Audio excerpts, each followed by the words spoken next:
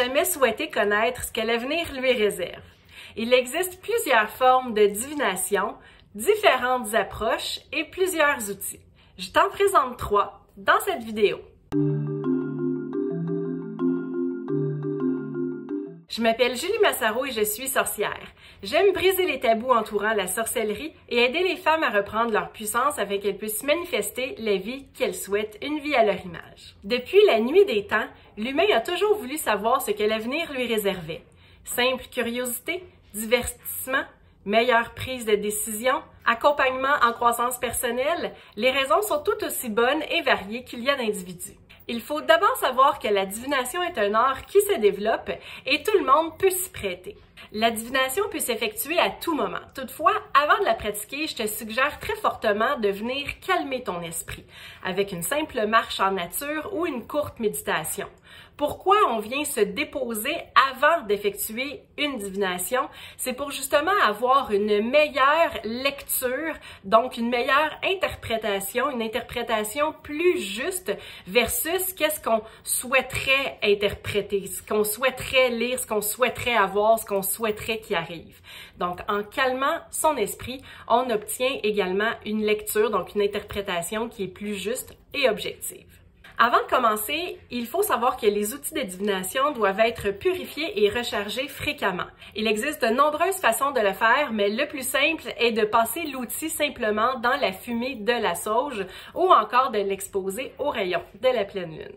Le premier outil que je te présente, c'est le pendule. Alors, il s'agit d'un objet, souvent pierre ou cristal, qui est au bout d'une corde ou d'une chaîne. Pour l'utiliser, tu dois tenir la chaîne ou la corde entre le pouce et l'index et t'assurer d'accoter ton coude sur quelque chose de ferme afin de ne pas avoir la shakeette et de pouvoir influencer les résultats de la lecture. Alors, on prend la corde ou la chaîne entre le pouce et l'index et on s'accote vraiment le coude sur une surface dure, plane, pour avoir un bon appui.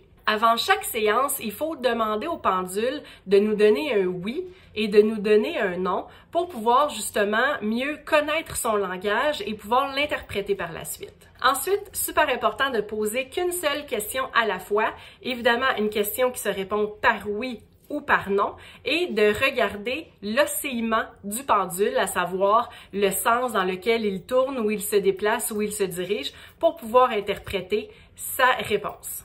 On termine en le remerciant et en lui démontrant une marque de respect et de reconnaissance. Deuxième outil, ce sont les runes.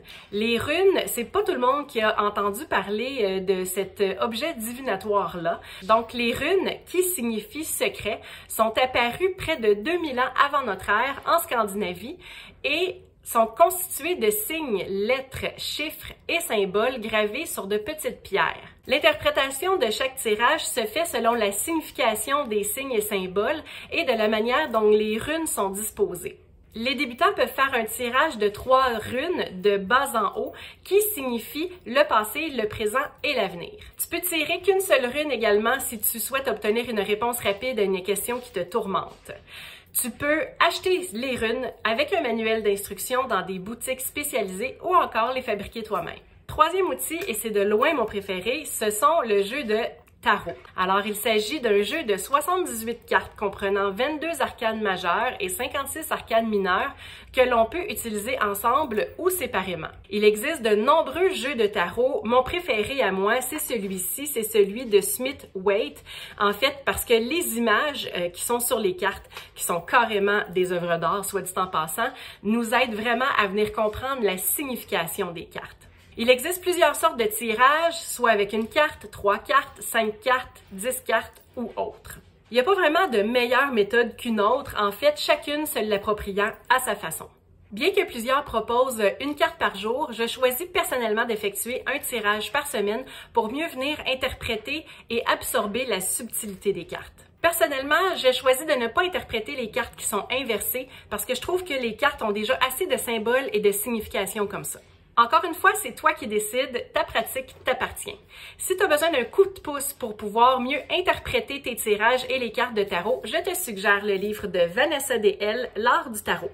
La numérologie et l'astrologie sont également des formes de divination qui incluent des chiffres, des lieux et des dates de naissance, mais je n'irai pas plus loin aujourd'hui dans cette vidéo à ce sujet-là. Bien que les outils de divination sont majoritairement utilisés pour leur approche prédictive, je les utilise personnellement pour une approche plus évolutive afin de nourrir ma vie spirituelle. Quoi qu'il en soit, ces outils sont un point de départ pour faciliter l'introspection et la réflexion, pour disperser un brouillard, pour éclairer certaines situations ou pour mettre en lumière peut-être justement certaines choses qui sont dans nos angles morts.